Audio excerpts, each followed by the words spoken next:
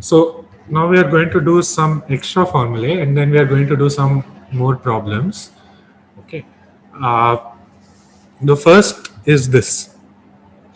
These are called double angle formulas. Okay. So we are going to find an expression for sine 2x. Can someone guide me how to write sine 2x? Sin x plus x. Yeah. Sine of x Yeah. plus x. Right. And then we have a formula of sine of alpha plus beta. Right. Just substitute that, see what you get. Yeah. How do you do this? Go on, Siri. What is sine of So a? Sine of alpha plus sin beta? a sin of alpha plus beta is sin alpha cos beta plus cos alpha plus sin cos alpha sin beta. So we substitute alpha and beta as sin x. Here both alpha and beta are x. X. The So we first term and the substitute. second term is x. So we'll get sine x cos x plus cos x sin x, which is the same thing, right? So you'll get 2 sin x cos x. This is the formula for sine 2x. Okay. Similarly, please find cos 2x and tan 2x.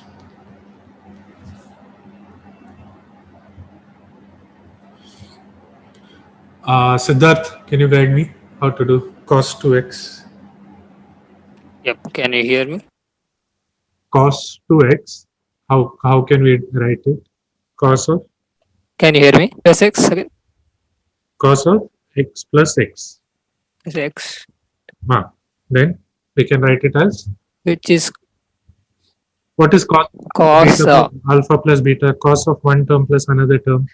cos alpha cos beta minus sin alpha sin beta. Right. So in this case, it will become, okay, let me write it. Cos alpha cos beta minus sin alpha sin beta. So in this case, what will it turn out to be? 2 cos x minus 2 sin x, if I'm not wrong. Just substitute alpha as x. So you'll get cos x. X. Next, again, Beta cos with beta. x. Cos beta is also X. x, right? So we'll get cos x into cos x minus sin x into sin x, right? How much is that? What is cos x into cos x? Siddharth. Cos square x, 2 right? cos x. Cos square x. Cos x the whole square, I told you, is same as cos square x, right?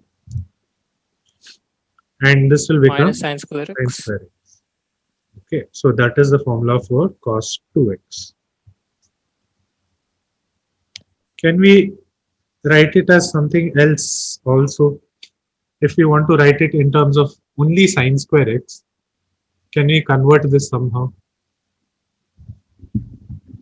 1 minus 2 sin square x. How did you do that? Because sin square x plus cos square x is 1. Correct. We know sin square x plus cos square x is 1. So instead of this cos square x, we write it as 1 minus sin square x. So we'll get this cos square x is written as 1 minus sin square x. So this minus sin square x, so you will get 1 minus 2 sin square x. Okay. What if we want to write it in terms of just cos square x? How can we do that? If we want to write cos Just 2x, substitute sin minus sin square x will be cos square x minus 1. correct. From this formula, you take this to the other side, you'll get cos square x minus 1 is equal to minus sin square x. And minus sin square x, we can substitute here. So we'll get cos 2x is equal to cos square x plus Instead of minus sine square x, we write cos square x minus 1, which is 2 cos square x minus 1. Okay, so we have one more box here, or which is also equal to. Okay, what about tan? How can we write tan 2x now? Anyone? Tan is what? Sine by cos. Sine by cos. Because, right?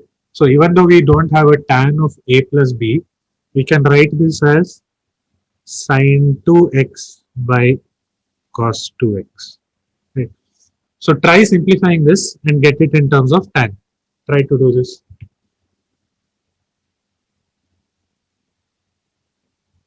Karthik, can you help me out? What is sine 2x? We just derived. It would be 2 sin x cos x. Sin x Yeah. What about cos 2x? cos square x minus sin square. Cos square x minus Cos square 2 x. cos square x minus 1. Okay. Now, how do we make this into a tan? We have sin x into cos x in the numerator. Denominator, we have cos square, we have sin square, right? Sin we can substitute as tan x cos x. Sin x you substitute as tan. Okay. Any other method? What should you do to this so that you get a tan? Divide by sine square x. Divide by sin square x. If you divide sin x cos x by sin square x, one sin x will cancel here, then you will get cos x by sin x, right, Ashutosh? Yes, sir. Then cos by. Yeah. If you divide by cos square x, you'll get 2 sin x. So let me just take the numerator. This is 2 sin x cos x by cos square x, right? And one of the cos x will go here. Okay, and then you're left with sin x by cos x, which is tan x, right? So you'll get 2 tan x in the numerator. Similarly, the denominator, cos square x minus sin square x, you divide it by cos square x, what do you get? Karthik, can you finish this? Yeah, it would be 1 minus tan square x. 1 minus tan square x, right? Because this fraction cos square x by cos square x is 1. Then you have sin square x by cos square x, which is tan square x. So numerator is also in terms of tan. Denominator also is in terms of tan. So you can write tan 2x as 2 tan x by 1 minus tan square x. Okay, that's the Sir, double angle formula for tan. Yes. I do not understand how you divided by cos square x after getting the formula cos square x minus sin square x. Why I divided by cos? No, this step. No, sir. That step only, sir. How did you divide it with the? It's the sign just ignored, sir. I do not understand. Are you talking about the numerator? This step, Cyprano? Yes. Yes, sir. Okay. So why we chose cos square x? Is that your question? Why did we choose cos square x? Yes, sir. But I thought that the sign was just eliminated out of the equation. I did not understand how the sign was ignored. There's no sign in the denominator. While there's sign in the simplification. So see, I've only taken the numerator here.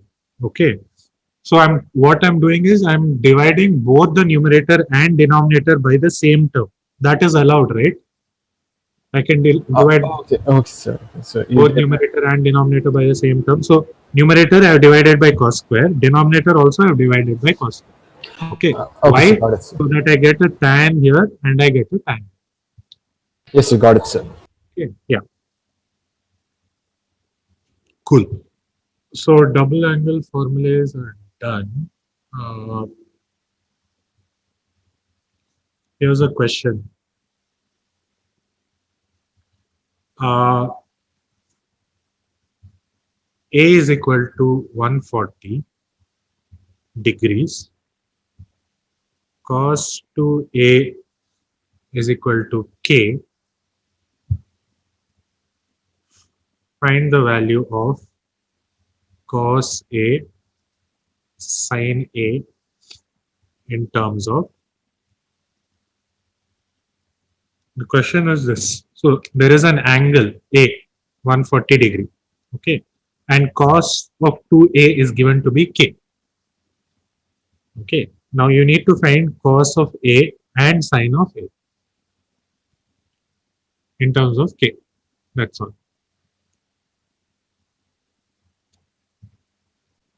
Amit, do you want to help me out? Yes, sir. Yeah. Can you help me solve this question? Cos A, we can write it cos A can so cos 2A equal to K. We can rewrite it as cos A plus A equal to K, Okay. and then we can write it as 2 cos square x minus 1 equal to K. So cos 2A, we already have a formula for cos 2A, which is 2 cos square A minus 1, which is equal to K. Okay. Then Yes, sir. And then we can transpose and we'll get it as root of K plus 1 the whole by 2. K plus 1 by 2, cos square A will be this. So Yes. cos A will be root Root of. K plus 1 So will it be plus or will it be minus? Or will it be plus or minus? plus Why? uh, It will be minus Why will it be minus? Siddhi? because 140 degrees will be in second quadrant. 140 degrees is second Yeah. quadrant. Understood. 140 degrees is an angle here. So in the second quadrant, we know that cos is negative, right? Only sine is positive, right? So cos of A won't be plus root K minus 1. It will be minus root of K plus 1 by 2. Good. Similarly, can we find sine of A? Amit, can you? yes, sir. How can we find sine of A now? Similarly, We should write it as 1 minus 2 sin square A equal to K. so cos 2A, now we write it as 1 minus 2 sine square A, which is equal to K. Yes. So 2 sine square A is equal to 1 minus K. So sine square A is equal to 1 minus K whole by 2 Sin A equal to root of 1 minus root of 1 minus K. So here will it be plus or minus? positive, sir. Positive. Second quadrant. Second quadrant, so it's positive. Good.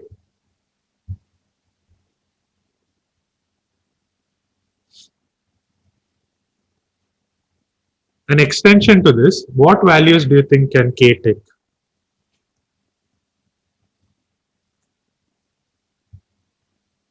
What values can take K take? Try it. Think about it.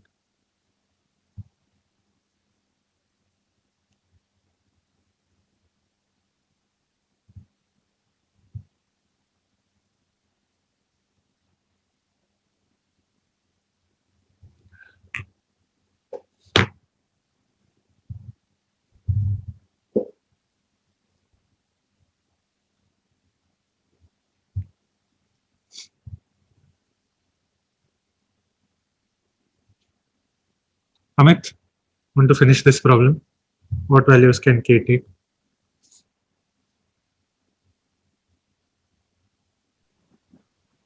Yes, So sir. this part, what values can K take? Can K be 10, 100? Can K be any value? Or what values can it take? It can't be negative, and Why can't it be negative? you'll get a negative under roots. What if I take minus 0.5? It can go to -1. It can go up Yeah. to -1. -1. Yeah. Okay. On the That time number, it will be 0. okay, let me put it on the number line. It can be up to -1. Okay. Can it include -1? It can Yes. include 1, right? Yes. Yes. Yes. Okay. Greater than -1 up till where? Up to where? What's the maximum value this can take? 3. 3. 3. Why? Why 3, Ashutosh? Because maximum value cos A can take is 1. Correct. So that If you will ignore equal this to sign, cos is between -1 and 1, right? So the modulus, which is this value, that should be between 0 and 1, right? So the minimum value 0 is attained when you substitute k is equal to -1. The maximum value, which is 1, is attained when k is equal to 3. So you'll get 3 plus 1, 4 by 2. Oh, is it 3 or I think it should be It's 1, right? 7. Sir, but there is root. 1, right? Yes, sir, it's 1. So 1 plus 1 is 2. 2 by 2 is 1. Root of 1 is 1. So it can take up to values up to 1. Does it include 1 or exclude 1?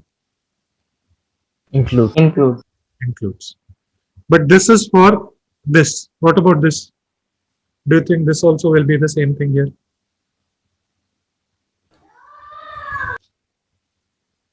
Yes, no. Even in this case, will it be the same values?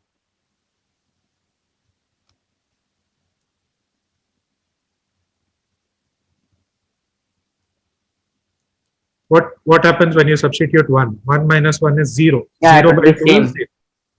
Right? And 1 minus of -1 will be +1. So you'll get 2 by 2, which is 1. The root of 1 is 1. So it will be the same. Okay. So an easier method would have been just to see here. Right? Cos 2a is k, and therefore k can be between plus or minus 1. Right? Is that clear? We saw this, but Yes. we could have also seen it here. It's the same thing. Okay. Next question.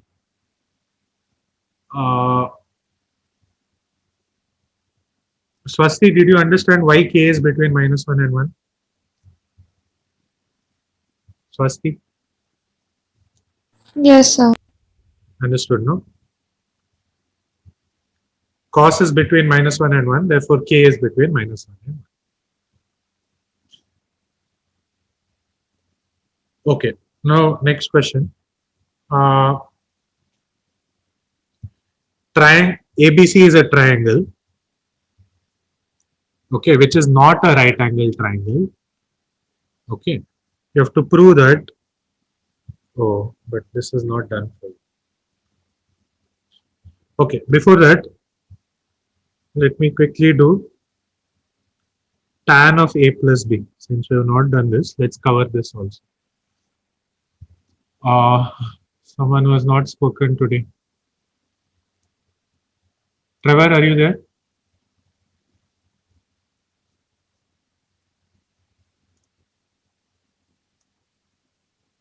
Can you unmute and speak?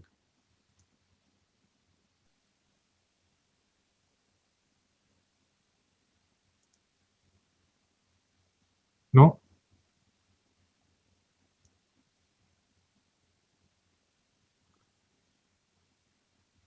Okay, others? Pranav? Yes, sir. Okay, what is tan? Oh, The sine by cos. so what can we write this tan of a plus b as? The sine of a plus b by cos of a plus b. Sine of a plus b by cos of a plus b. And do we know what sine a plus b is?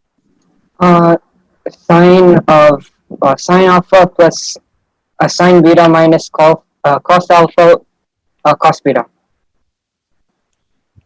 Yeah, sin A cos B plus cos A sin B, right? What about cos of A plus B? Cos alpha, cos beta minus sin alpha, sin beta. Sin A sin B. Okay. Now, how do we get tan here?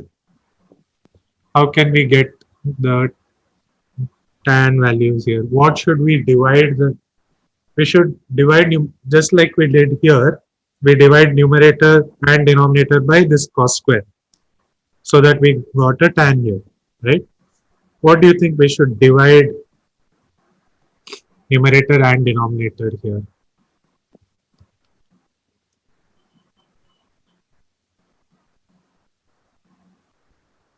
Karthik, why cos A cos B?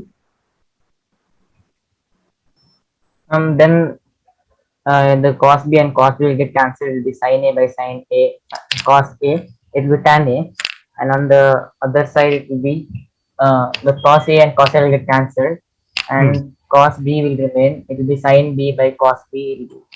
That means Okay. tan So B. Karthik is suggesting we divide numerator and denominator by cos A cos B. Okay.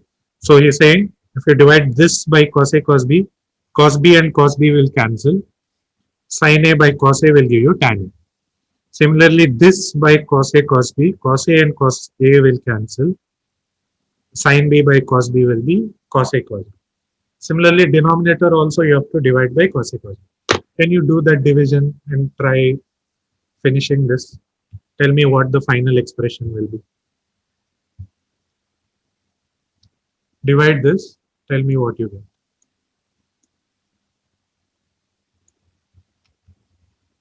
You have to divide both numerator and denominator by cos A cos B.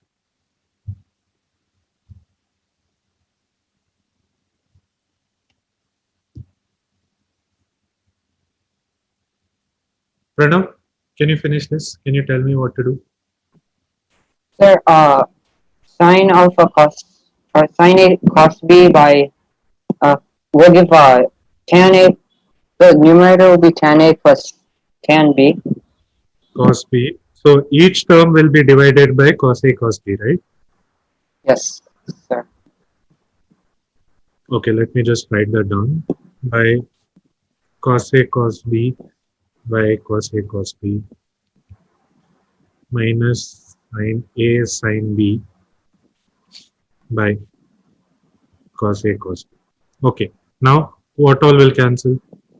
In the numerator, cos B, then cos A cos A, cos A cos B, and cos A cos B. That's it. Okay, so what are you left with? Sin A by cos A is Tan A plus tan B by 1 minus tan A tan B. okay. That is tan of A plus B. Okay, this is tan of A plus B. What about tan of A minus B? Can you tell me, Pranav, can you just finish this? What will tan of A minus B be?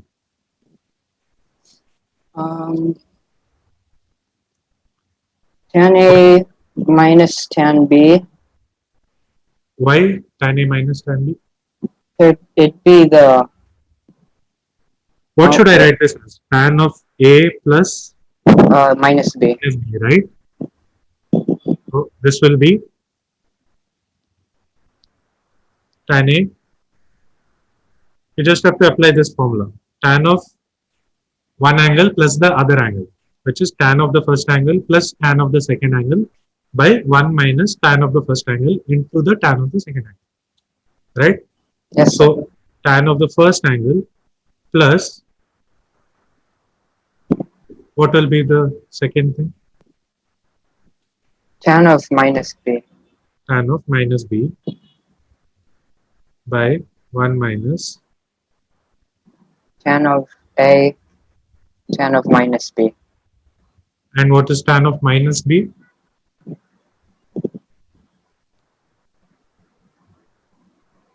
minus tan B. Tan of minus x is minus tan x. Okay, so I'll get this as tan A minus tan B by 1 plus tan A tan B. Okay, you can use this. This is a hint for the next problem, that we have a triangle ABC. You need to prove that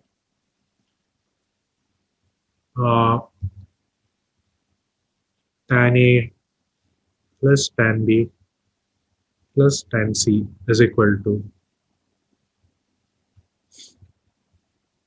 tan A tan B tan C. This is a very common PU question. ABC is a triangle. Prove that tan A plus tan B plus tan C is equal to tan A tan B tan C. Try this for 2-3 minutes. If you have any suggestions, you can raise your hand. Okay, we can discuss those.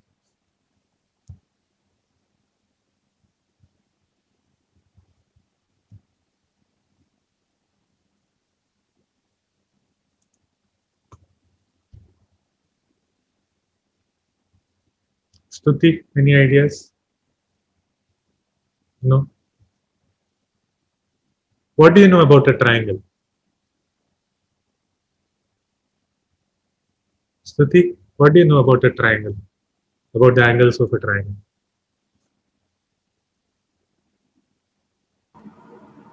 Sorry, Yes?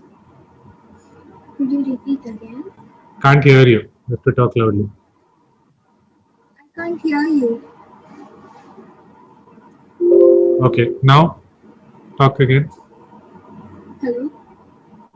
Yeah, tell me, Stuti. I didn't see that it was a triangle actually. So I have to start again.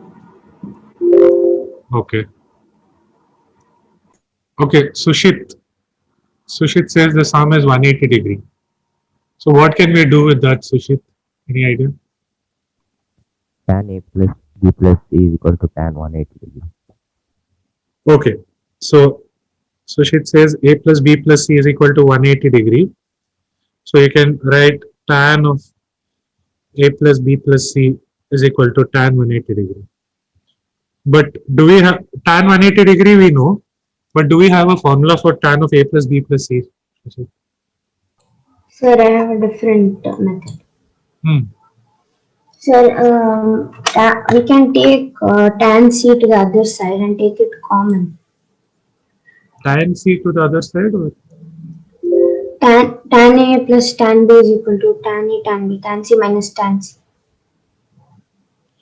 Tan A plus tan B is equal to, tell me again. Sir, What can do you repeat? What do you want me to do? Tell me. Sir, we can transport tan C to the other side, RHS, Tan C or only and take C? it as tan C, only Okay. tan C. So I should take tan, is it? I'll take tan of A plus B plus C is equal to tan of 180 degree. No, sir.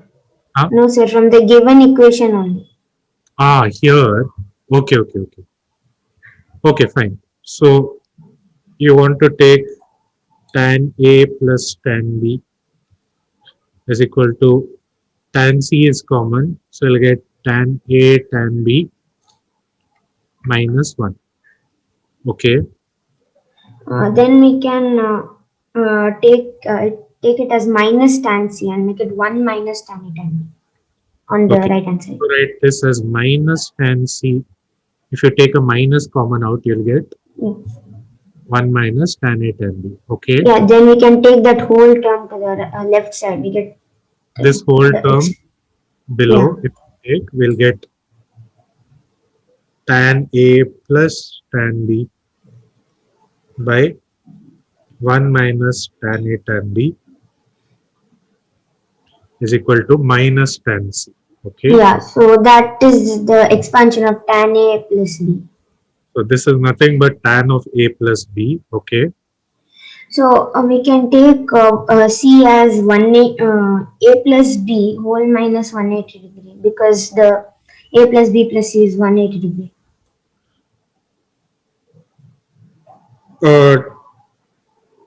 Can you repeat that? I didn't follow. A plus B plus C is 180 degrees. So we can take C as Okay, so we know A plus B plus C is 180 degrees. So you want to write C as 180 minus A plus B, is it? yeah. So Okay. before that we can take minus tan C as tan of minus C. Then we can substitute. Okay, you want to write this as tan of minus C, and And it will become tan of A plus B minus 180.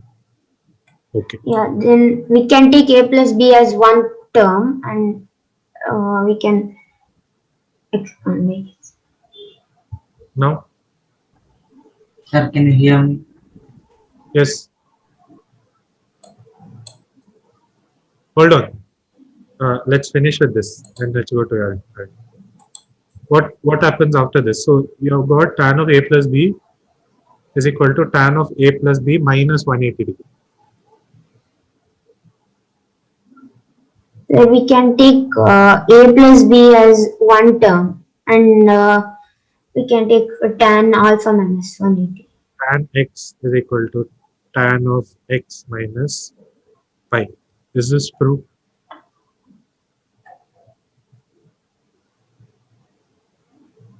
Is this true?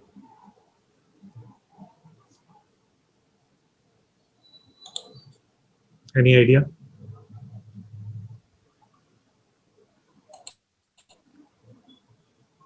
Do you remember the graph of tan?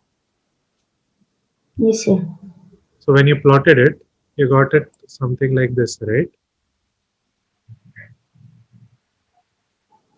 It repeated after an interval of what?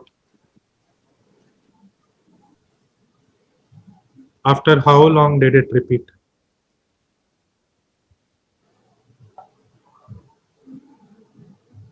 What was this value, Siri? Here, this value, Pi by 2. pi by 2. This was similarly, this was minus pi by 2, right? And this, where it was 0 was minus pi, here it was pi. So this repeated, this whole thing repeats after an interval of how much?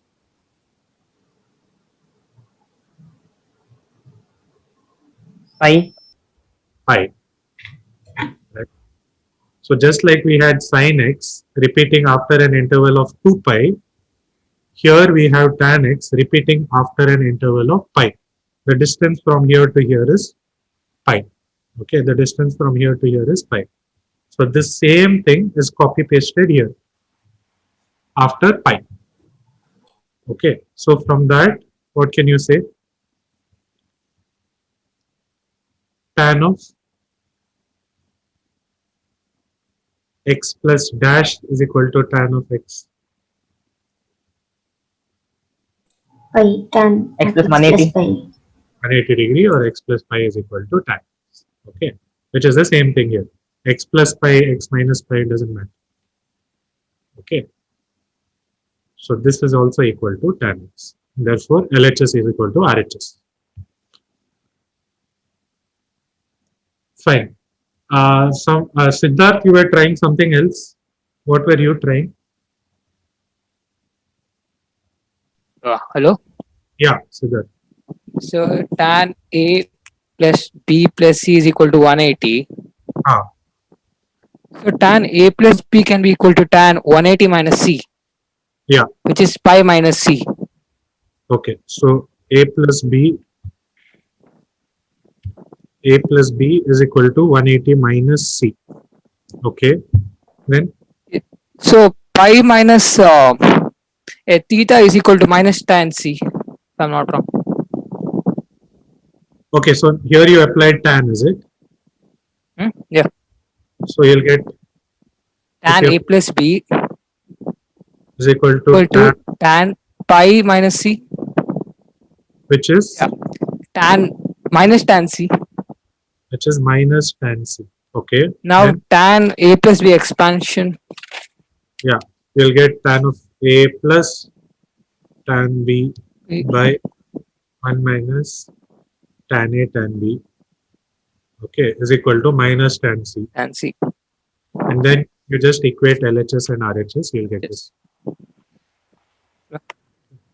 You just multiply this and you'll get this expression.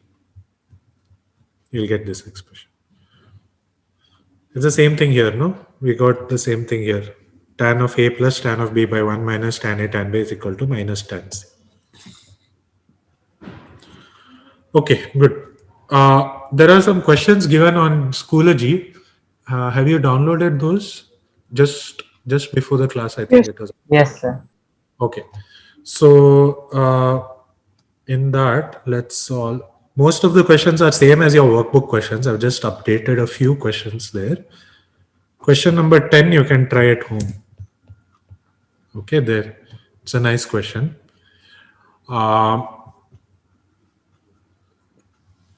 11, 12, 13th question. Let's try question 13. So there are two sides of a triangle given. Okay, and the angle between them is given as gamma. Okay, and the side lengths, say A, B, C, this triangle, this side length is A, this side length is B. You need to prove that the area of this triangle, area of triangle ABC, is half AB sine of gamma. That's what you need to prove. Sir, Yeah. so sine gamma into A will give the height of the triangle, and then half into B into height. Yeah, same thing. Sorry. So we can drop a height and it will form a right angle triangle. Okay, you want to drop a height. Okay. Then, Sir, a half into height into B is nothing but the area of the triangle. okay, area of the triangle is half. We know area is half of base into height. So that is half of B into, if I take this as H, it will become half of B into H. Okay, then, If we take CBD as a right angle triangle, we can take sine gamma. okay, sine of Gamma. will be opposite It by is hypotenuse, H by A. which is H by A. Okay, opposite by hypotenuse. Okay, so H we can write as A into sine gamma, right?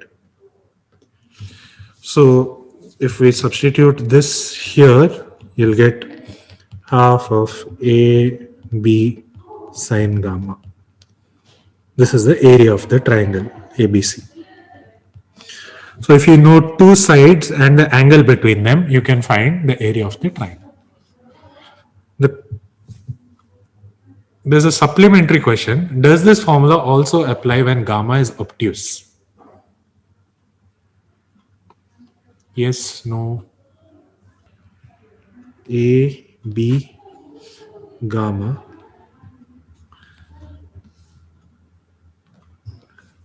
Does this formula still apply here?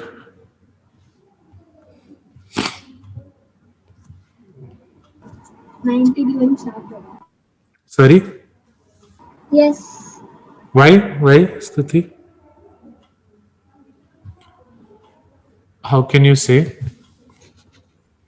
I think Yeah, I Karthik. think because it is 90 degree, No, it's not 90 degree. It's an obtuse angle. 90 degree will come over there when you extend it. When you extend it, you'll get a right angle triangle. So you want to extend this. Okay, let's extend. Which side you want to extend? BC. BC. Okay. Extend BC. Then drop a perpendicular from A, right? Yeah. Okay. So if we extend this and I'm not not sure about it though. So if we extend this side, if we drop a perpendicular, we'll still get a right angle. Okay, then what's area of this triangle now? Sine Let me name this. Think about it. Think. Area of a triangle, you know, is base, half of base into height. So here in this triangle, what is the base now? BC. BC. Okay. What's the length of BC? Half A. of base into height. So let me not write B into H. So half of length, which is BC, into height. What is the height here? Height of this triangle ABC? AD. AD. Right. This is the base. This is the height. Right. This is your obtuse angle triangle. So BC length we know is A. What about AD? How much will this H be?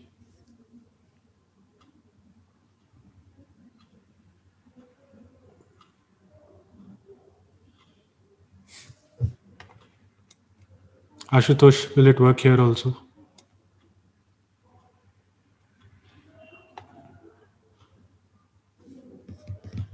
So, Yeah.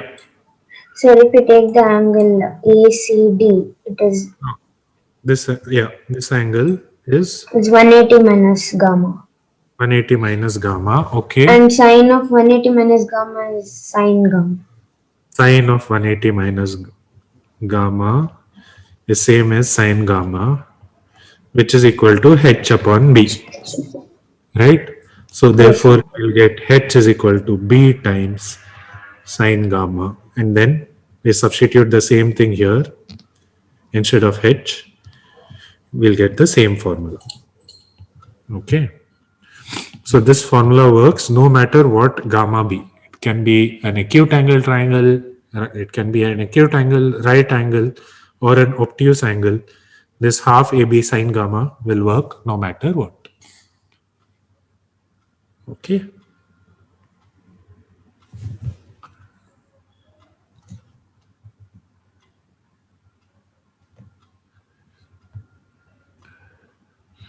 The 19th question there, it was there on your workbook also. Did you manage to solve it? That ant within trapped in a XY plane. Did we do that in class? No, sir. No. No, sir. Did anyone do it?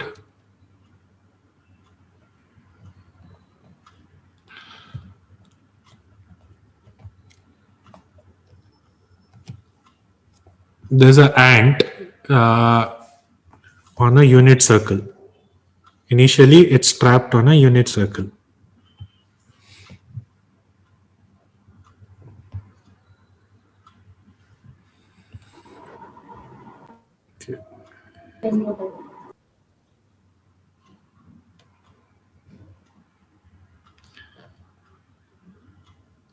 And then there are concentric circles.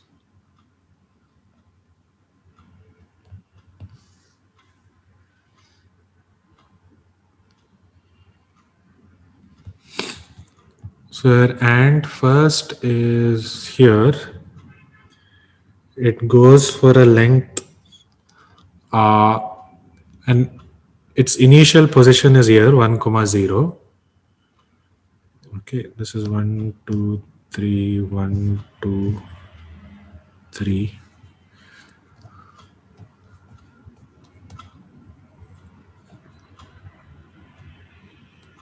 The ant first walks 1 unit counterclockwise on this first circle.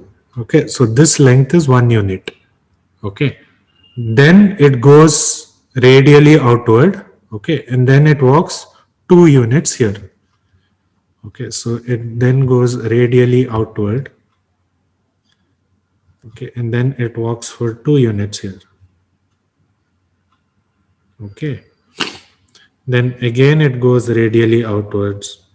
Then it will walk for 3 units, something like that. Okay, so the question is, uh, when it goes like it'll keep on going like this. When will it cross the x-axis for the first time? That's the question. After how many of these rounds will it? 7. Why And so? the seventh one, because every time it moves, it covers 1 by 2 pi of the circumference. It moves. It 1 covers. radian. Uh, it it covers 1 1 radian. radian, right? Yeah, Yes. because 1 radian is defined as the length which is equal to the radius of the circle. Okay, the angle at made at the center for which the length of the arc is equal to the radius of the circle. So at each of the cases, this length is equal to this radius, right? And after it jumps here, it will go 2 units, but 2 units is nothing but the radius of this circle, right? So It will be again, again 1 radian. this again will be 1 radian. So again here, this again will be 1 radian. Okay, so you have to see how many radians make up a circle. How many radians make up a circle? Pi. Pi, right? So this is one radian. Is it pi, Karthik, or 2 pi. 2 pi, right? 2 pi radians 2 made up pi. a circle. So that is 2 into 3.14, which is around 6.28, right? So after 6 circles, it will come somewhere here. Okay. And on the 7th, so after 6, it will go something like this. On the 7th one, it will come above and it will cross the x-axis. Okay. 6 will give you somewhere here, the last one, because 2 pi radians makes the whole circle. Okay. This is 1 radian. Next is 1 radian. Next is one radian, like that. Okay, so 6 radians will come around here, and the 7th circle, it will go and cross the x-axis. So the answer is 7.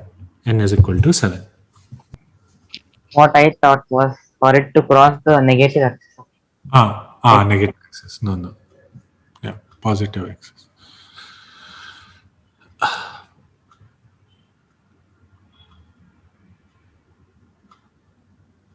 Okay, then all the other problems, there are good practice problems. Okay, 20th, 21st, 22nd, try those questions. Let's see, which other question can we do?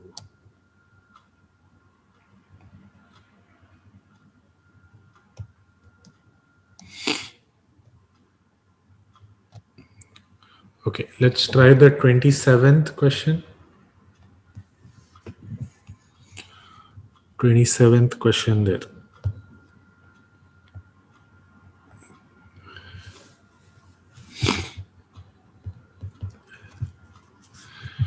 Cos power 4 75 degree plus sine power 4 75 degree plus 2 sine square 75 cos square 75 divided by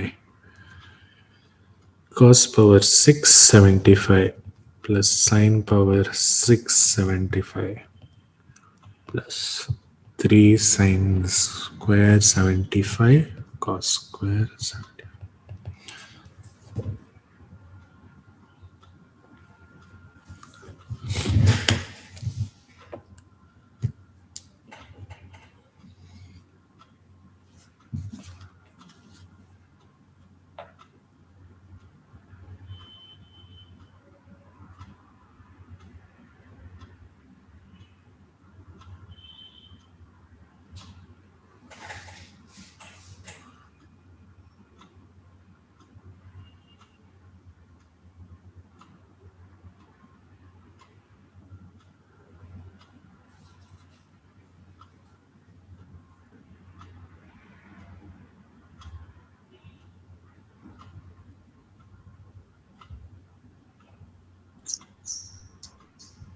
Excuse me, sir.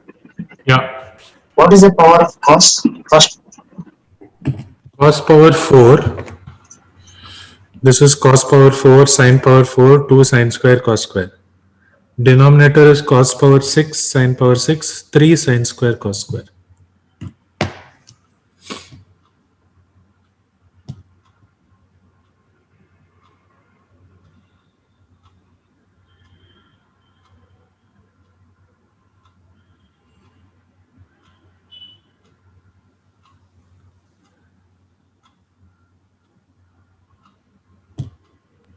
So I think it should be 3 sin square 75 times cos square 75.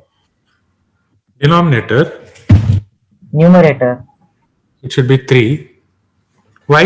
Okay, tell me, what are you doing? like in the numerator, like in the workbook is given like that. Sir, in the question for us it's given as cos cos 75 to the power 4 plus sin 75 power 4 plus 3 Yeah, sin sorry, square 75. it's 3 here.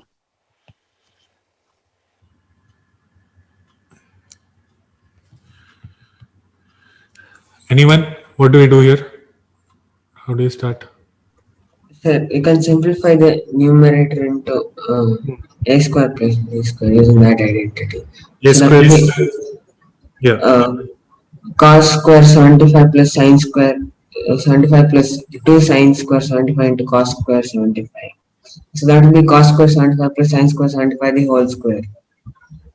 cos square 75 plus sin square 75 the whole square will be cos power 4 75 plus sin power 4 75 plus 2 sin square 75 cos square 75. Okay, We have so to add sin square 75 and cos square 75. Yeah. Then so one LHS square 75 cos square 75 will be extra, right? yes. And this is nothing but 1 because Yes. sin square x plus cos square x is 1. So you'll get 1 plus sin square 75 cos square 75 in the numerator. Okay. Denominator, Uh, cos square 75 plus sin square 75 the whole cube. cos square 75 plus sin square 75 the whole cube. What will that give you? That will give us the denominator. Cos power 6 75 plus sin power 6 75 plus plus 3ab into a plus b. Sin square 75 plus cos square 75 is 1. So that's the same Right. as the This denominator. becomes 1. So you'll be left with nothing but cos power 6 75 plus sin power 6 75 plus 3 cos square 75 sin square 75. So the denominator will just become 1. So I think the numerator also must have been 2 only, no? Not 3. If this would have been 2, you wouldn't have gotten this extra 2. I think that's an error. So this should be 2 only. Okay. Let me change that. Okay, that was okay. Try the 28th question. We'll try one of the 28th question. The remaining will be homework.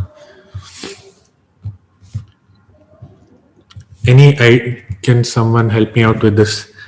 Let's try this. Sine of a by 2 plus b by 2 equal to cos c by 2. You have to prove this. ABC is a triangle. Okay, again ABC is a triangle. Karthik, shall we solve this? Yeah. Okay, tell me, what do we do? A plus B plus C by 2 is will be pi. A plus B plus C is pi. A plus B plus C by 2 will be pi by 2. Pi by 2. Okay, so then Yeah. So C by 2 equals to pi minus A plus B by 2. c by 2, or shall I just write a plus b by 2? Yeah. Same thing, no? I can take c by 2 to the other side. Pi by 2 minus c by 2. Right? Then You know that cos theta equals to sine pi by 2 minus theta. so what should we do here now? To this a plus b by 2 is equal to pi by 2 minus c by 2. What should we do? Substitute in sine of a by 2 plus b by 2. Apply sine. Okay. As soon as you have one angle equal to the other angle, if you have x is equal to x, then sine x also will be, sorry, if you have x is equal to y, sine x will also be equal to sine y. Okay. That's what we are doing here. If the angles are there, same, the sine, the trigonometric ratios will be the same. Okay. So we'll get sine of pi by 2 minus c by 2. a plus b by 2 tan sine of a plus b by 2 is equal to sine of pi by 2 minus c by 2. What is this, Karthik? Sine of It pi will by be 2 equal minus to cos of c by 2. cos c by 2, which is what was required, right?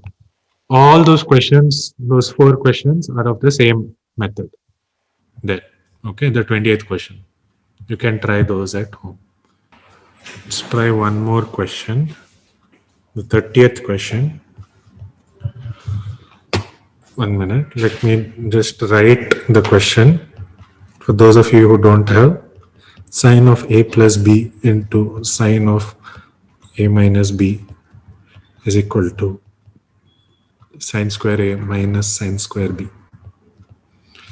You have to prove this. Okay, try this. Sir, could I have the question? It's 1 second. I'm trying to change the tab. Sine of a plus b into sine of a minus b is equal to sine square a minus sine square b.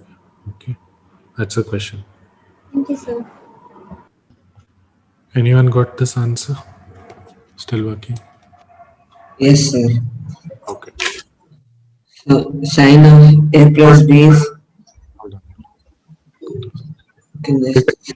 You can try the other questions there, Rashita. Yes, sir. Upasana, do you want to try this? Sir, we can use the formula of a plus b a minus b in this. What's the formula?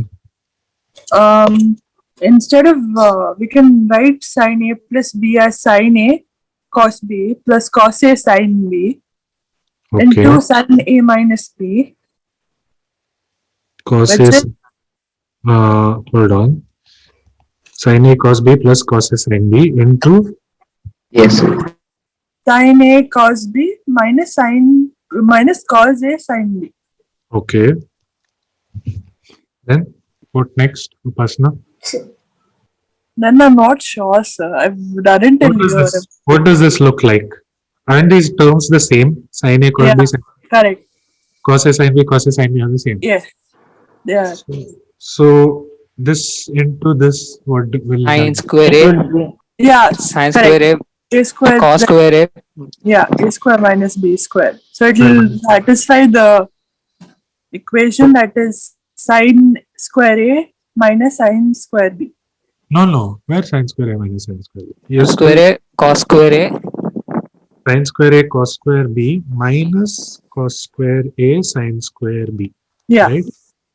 Now, what do we do now? Hold on. We'll work with Upasana. Okay. Hold on. So, we want this to be equal to sine square a minus sine square b, right? We have a sine square a here. We have a sine square b here. This remaining terms we need to get rid of. How do we do that? We can divide the first term by cos square b. But if you divide, you have to multiply, right? Yeah. There in tan, you could divide both numerator and denominator. That time it would cancel out. Yeah. Is there any other relation with sine cos square? Basically, you need to remove cos and make it into a sine, right? How do you do that? Cos square b equals 1 minus sine square a. Right? Yeah. cos square b. So let's substitute. Let's see what we get. We get sine square a. Cos square b will be 1 minus sine square a, right? Similarly, B. So sine square b. oh sorry, sine square b.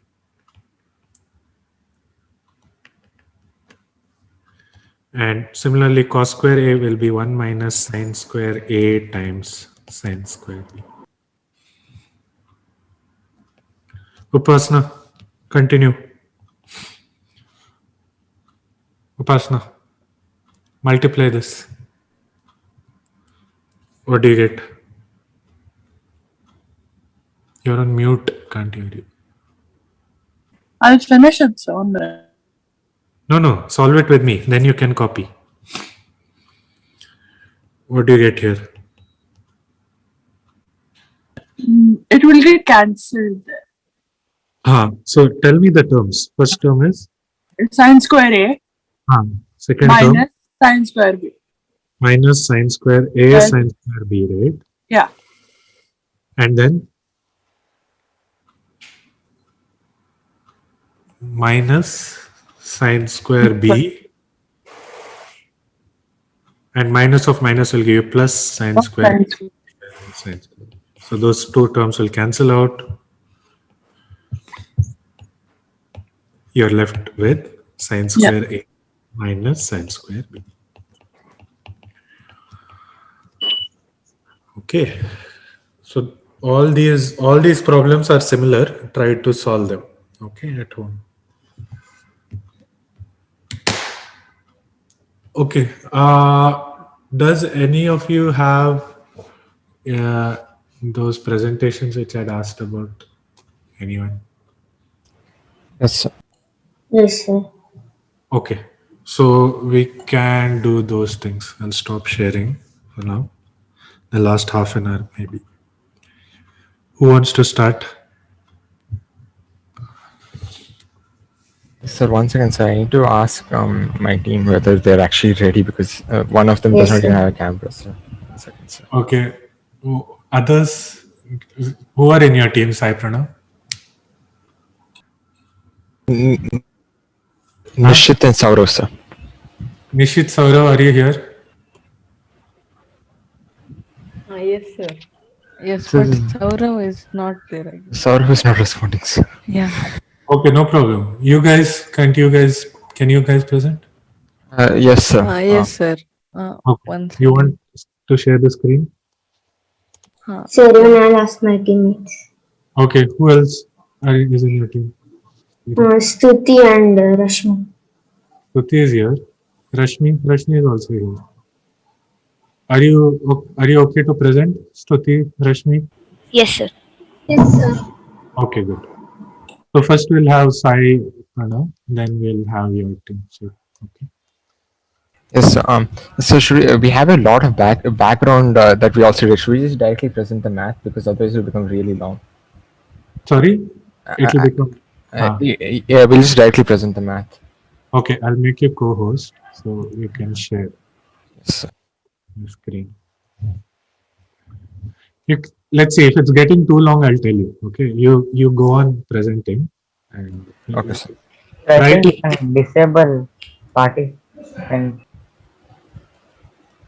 So Isabel? can the presentation be seen? you can Yeah, enable the yeah, I can see. sharing. I hope others can see. Yeah. Okay, go on. So this is the math behind GPS, which features Blender, GeoGebra, Desmos, and 12 a.m. work. This is a render that I did of the Earth. Oh, actually, I'm actually pressing right back one. Okay. So in order to explain 3D triangulation, we'll first explain 2D triangulation. This is just a sample map. A satellite system, a 2D satellite system would use only 3 satellites in order to determine the exact position, in order to narrow it down to a single point. So this is the GeoGebra simulation. So the white is a person, and there are 3 cell towers surrounding him. This is a flat 2D plane. This is just a sample of. This is just a less dumbed down version of the 3D version, which will require 4 satellites because of its 3D nature. So in this, cell tower 1, which is the first signal that the person's cell phone, for example, sends to, will return it in a certain period of time. So using the formula, light, it measures the speed of light, and then it takes a time, time into the speed of light, basically. And it'll get the distance using that. This is obviously assuming perfect atmospheric conditions. Here's the formula: c into time taken to send and receive, divided by 2. And where the speed of light is 3 into 10 to the power 8 meters per second. So it'll determine the distance, and there's a radius. So a computer, just an imaginary, it'll draw a radius of where the potential person could be. Now, and then it refers to cell tower 2 in the same way. Now you can see a little point there called D. So these are the two possible places that the person could be. Obviously, they're very different, and in a real life situation, D would be such an extreme value that it'll be a very low likeliness that a person would actually be there. But in order to make sure, we use a third tower, and obviously the third tower specifically intersects on the person. Hence, they know the exact location. Obviously, in real life, we would not have these perfect scenarios. Nishit, hold on, Sai. So why did you say D is not possible in the first case? I didn't get so D, usually in a real life scenario, D will be an extreme value, which is very unlikely to occur. But however, satellites do still use a fourth satellite in order to assure we get the correct position in case it is actually that extreme value. So usually D is discounted. It's out of the Earth, is it? Is that in a 2D, it might be outside the 2D plane because this is a 2D demonstration, and a 3D demonstration will be more clearly illustrated. Okay, fine. Go ahead. So the intersection method is obviously very simple, but it's much more complex in the 3D world. In the 3D world, it has to take in account for theory of relativity and the time difference, and precise clock measurements are extremely important in order to get the correct position, because in the real world, a person won't be standing still. They'll be continuously moving. And it also is subject to interference from the ionosphere due to the satellite transmission as well. So this is it's a simple application of trigonometry in the most basic terms. But in real life, you won't be using trigonometry. You'll be using a coordinate geometry rather. It's a very reductive model, and this is not what is used in real life for the reason stated, because it won't account for several errors, and the altitude won't be precise for each satellite, because even with ground stations, which are known as the control segment in the GPS system, it won't precisely reflect what is required. So what is happening here? The satellite is right above the station. So this is just an Desmos calculation that I just drew a bunch of lines using equations. So there's a ground, there's a satellite, and there's a human. Basically, in theory, what you should be able to do in a perfect world is that the satellite to human, you can just get the transmission here, and you can determine it from that arbitrary point and get a location using the different satellites, latitude and longitude. However, this is not possible because of the several errors. It will not be precise enough. And also the altitude will be continuously varying because the Earth is not a flat plane. It is an sphere with varying terrain. So this is the actual visualization of 3D triangulation. I think Nishit would like to explain this. Nishit, hello?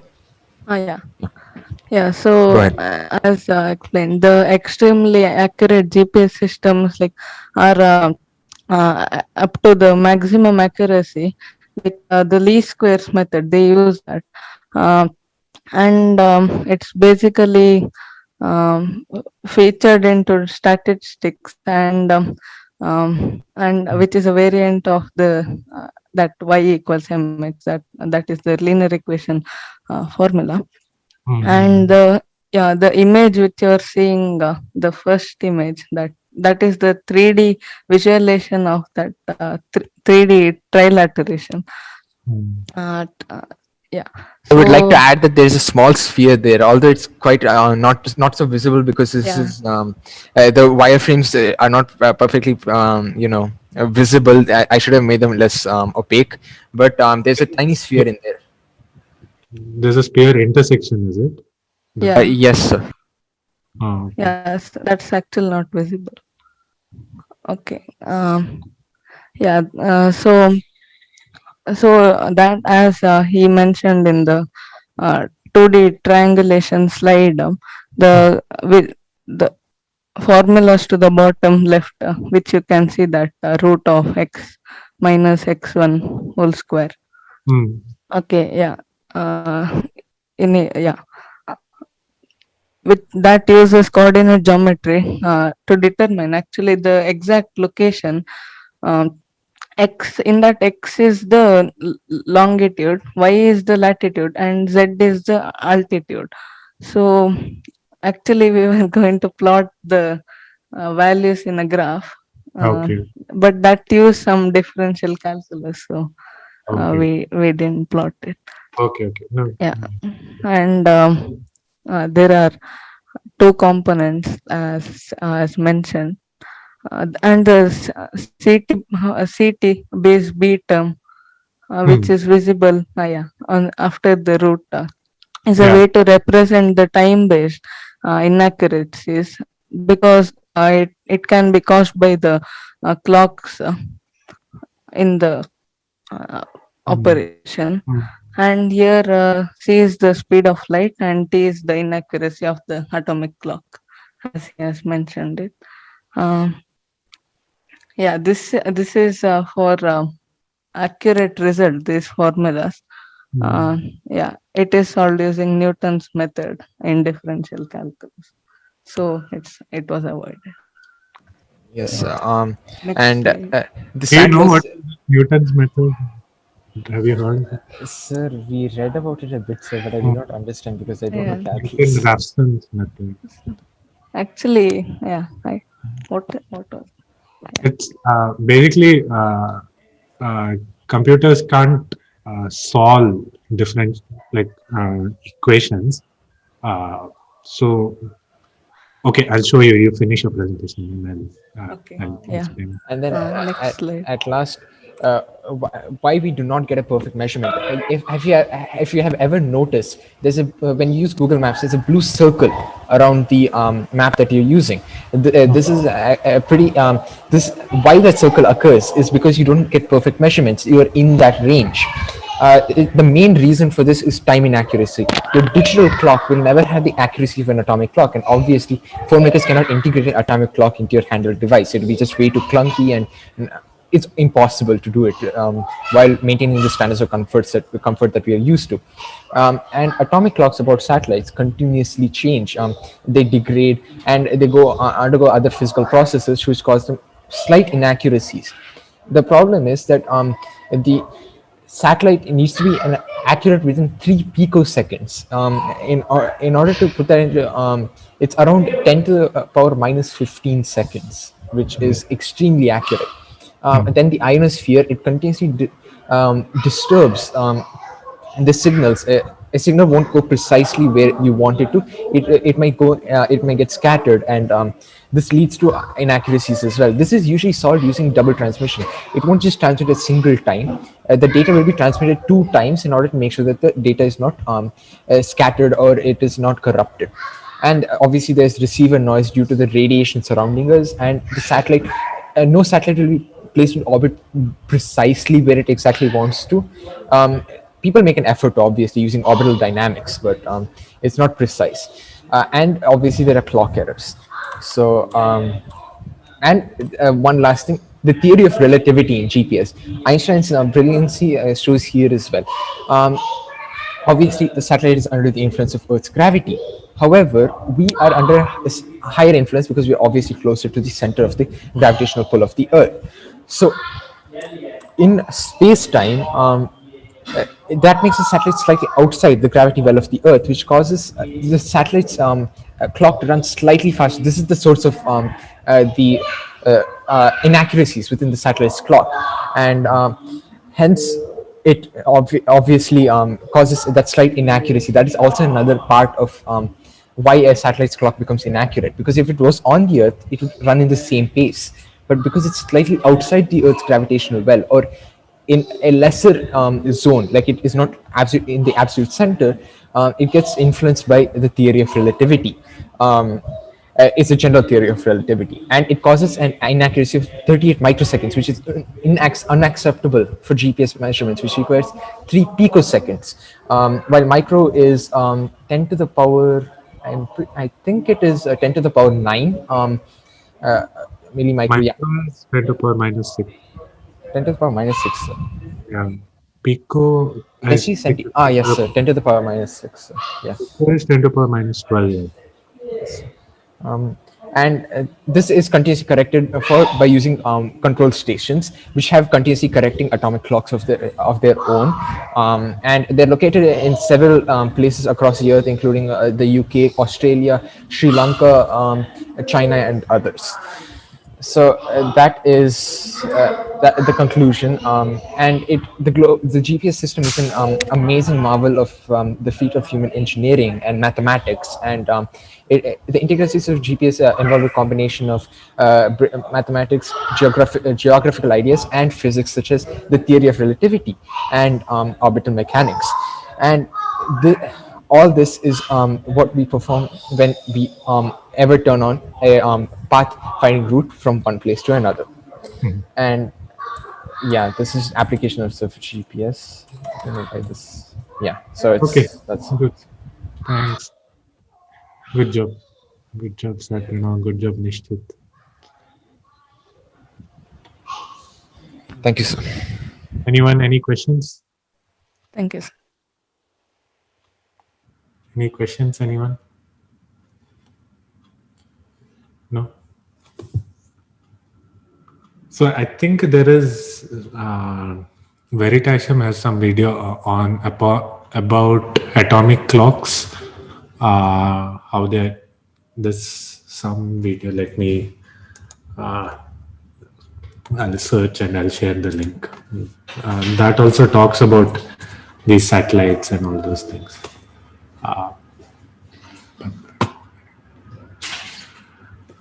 Okay, Siri, you want to share your screen or? Sir, it's long. I think I'll present it in the next class. Next class. You don't want to start? No, but I think it might exceed the time limit. I think I'll go beyond 6:30. It's okay. Another 5 minutes. Sir. Okay, sir. Then we will present it. Sir, can you see? Yes. So, hello everyone. Today I'm going to present on the topic sextant and its application. So, I'm going to tell in the beginning that this presentation is very simple and basic. I did it in the last minute and I hope it's informative. So today we're going to present on the sextants and its applications. So mainly we're going to answer these questions in this presentation. What is a sextant? What are the parts? The basic parts. We're not going into detail.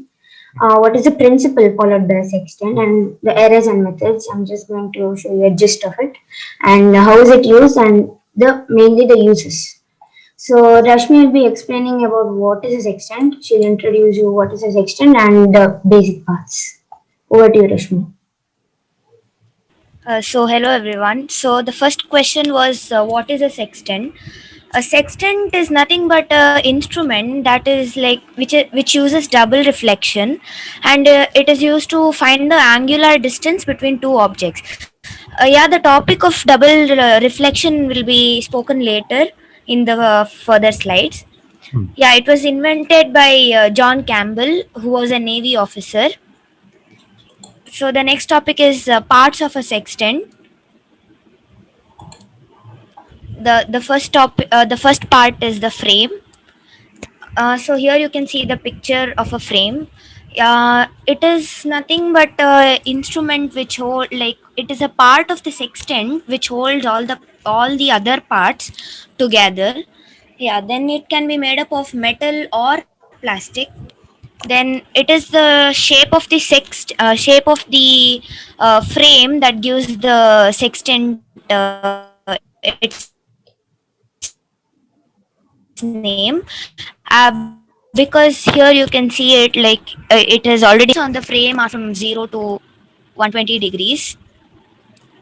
This is because it follows the principle of double reflection, as I told earlier, which will be spoken later.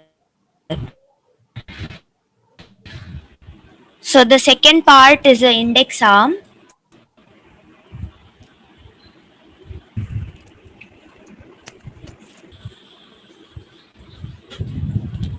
Yes, Rashmi, go ahead. Sir, you can hear me, right? Yes, yes, I can hear you. Go on.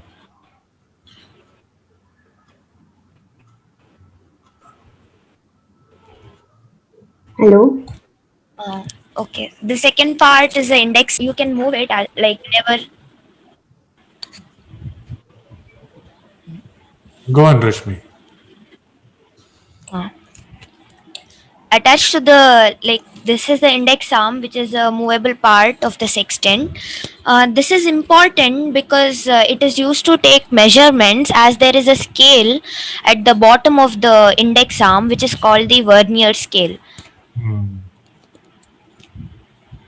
Oh, Yeah, nice.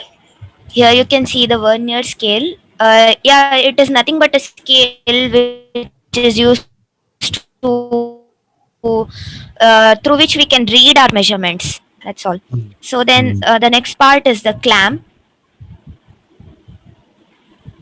Yeah, clamp is used to release the scale so that the index arm, which through to which the scale is attached, can move easily. In 11th standard, we will have vernier calipers. So there you will learn how in the lab sessions, you will see how a vernier caliper works. That's very interesting, actually. Okay, go ahead. Okay. Okay, there are two types of mirrors in the sextant. One is the index mirror, and the other one is a horizon mirror. So index mirror, you can see. Then the horizon mirror, it is a special type of mirror because it is half mirror and half see through. So the next part is the telescope.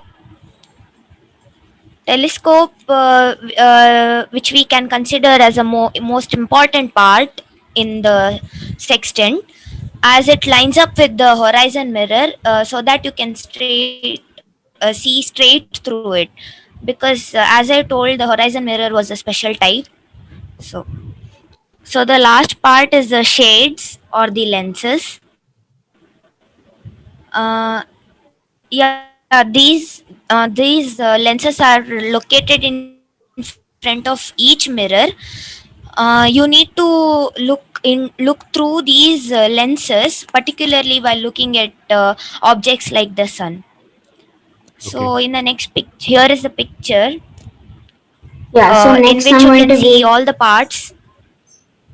Yeah, Yeah, so go. I've deleted the picture, sorry. Yeah, so here is the principle followed by a sextant. It is called as double reflection, as mentioned by Rashmi many times. So here you can see an image in which there are two mirrors.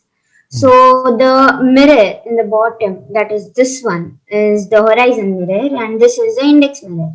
And when the light reflects on the horizon mirror, on the first half, which is a mirror, it reflects and it follows the principles of reflection, that is the laws of reflection. Angle of incidence is equal to angle of reflection. In the beginning, we need to make sure that the index arm is set at 0 degree so that both the mirrors are parallel to each other. So all four angles are equal to each other. So for our convenience, let us take all the four angles to be capital I. So yeah, so when the sextant is tilted in order to have a sight, so taking a sight is nothing but the whole process in which we measure the angle, that is called as having a sight or taking a sight. So it is when it is tilted in order to have a sight. The in Yeah, also tilts the mirror. The index mirror also tilts. Yeah, when we tilt the sextant, the index we need to tilt the index arm. So it was told earlier that the index mirror was attached to the index arm. So when the index arm moves, even the index mirror moves. So if the mirror tilts by an angle, say x degrees, the light reflects.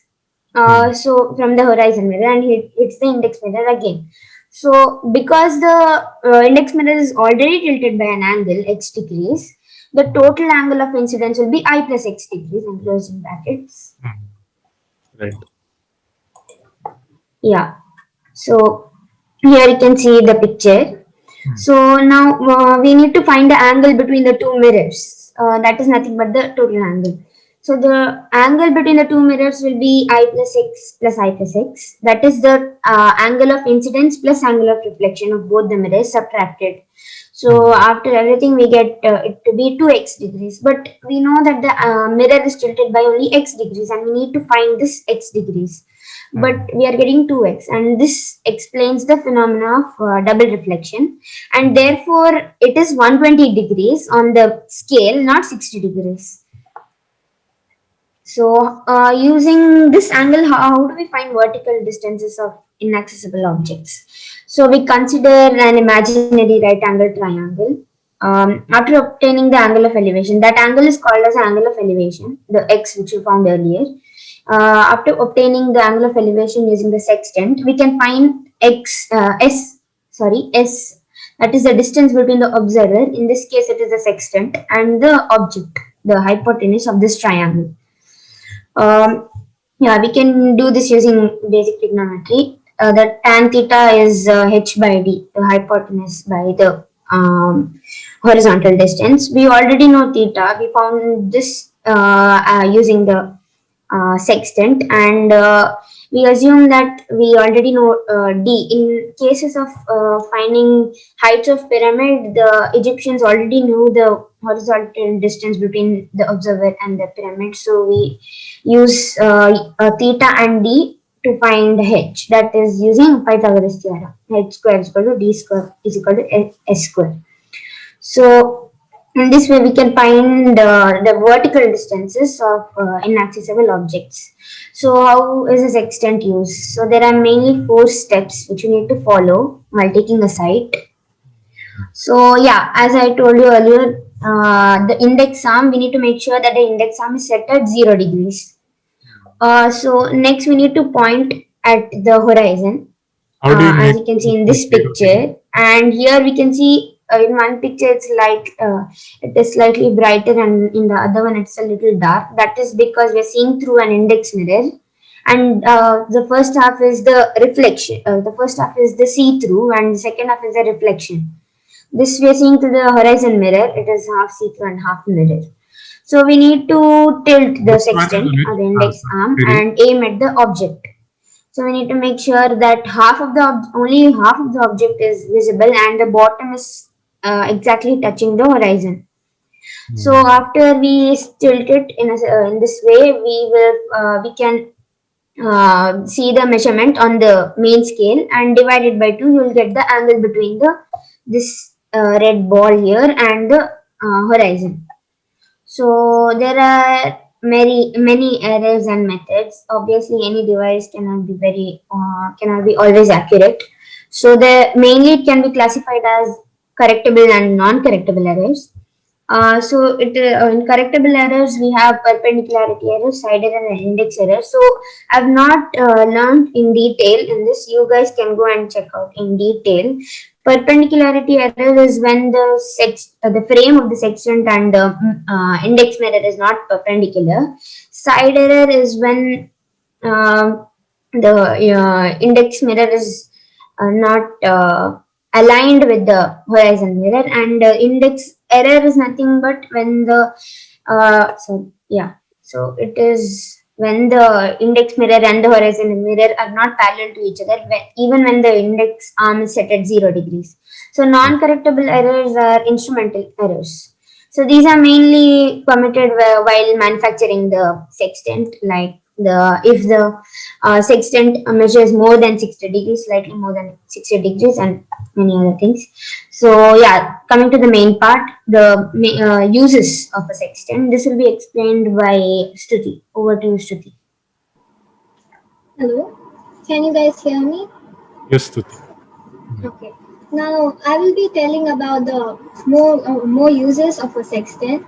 As it has been explained by both Rashmi and Siri, it is mostly used by seafarers to help them navigate their way around the sea. And since they use like the celestial bodies for navigation, it is also known as celestial navigation. They You're gone on mute.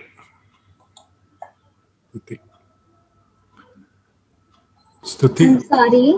Yeah. It is the art of fixing the positions of various celestial bodies, such as sun, stars, and moons. And yeah, as these objects are always moving, the sailors have to be very careful while taking a sight from the sextant, or else it may be incorrect. And since all these celestial bodies, such as stars and the other ones, are also far away from the surface of Earth, that we imagine them to be on a hollow sphere. Like we imagine that they're all on the circumference of the sphere. And this sphere, which has like an infinite radius to cover all the stars, it is known as the celestial sphere. And its center coincides with the center of the Earth as well. And since there are so many stars at every instant, there is at least one celestial body on the point of the sphere and point of Earth's surface as well. So the point where the object is, and like we can draw like an imaginary line to that point, and that point is also known as the geographical position or the GP of the body. This GP helps the sailors to calculate the altitude of any celestial body for navigation, along with their knowledge in the field, because they need to be trained in this. And in outer space, in like I think 1968, an Apollo astronaut called James Lovell demonstrated that sextant could also be successfully used in space by navigating a spacecraft back to Earth. Today, a sextant has been replaced by radar and laser surveillance because it is much more accurate. Though some small crafts still use this sextant, and it is very useful still. Most of the images here have been used through a YouTube channel called Casual Navigation, and the credit goes to them.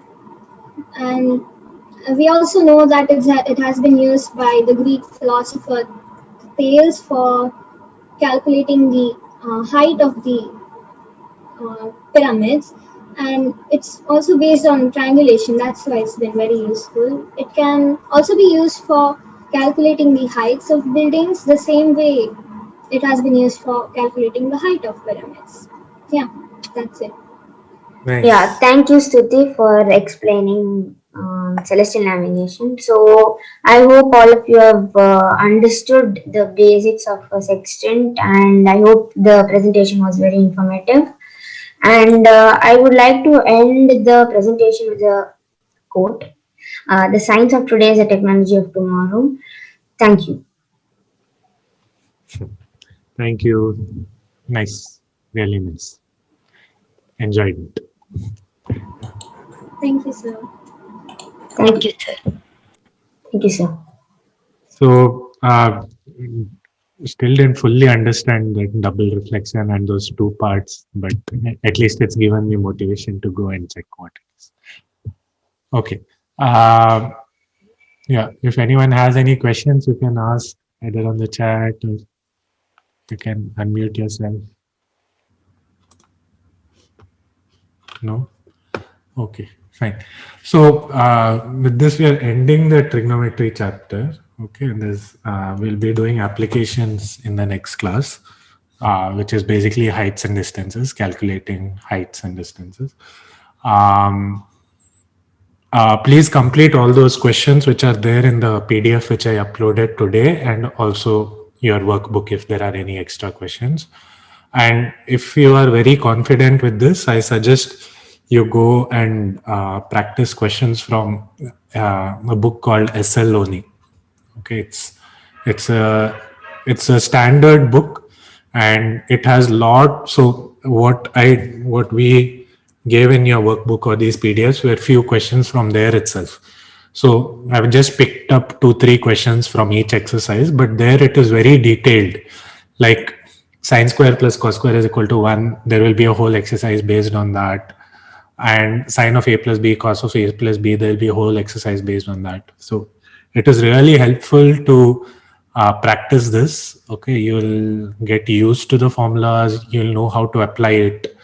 Okay, and that will form a real strong base for your 11th standard trigonometry. Okay, once you study in 11th standard, if you have these concepts strong,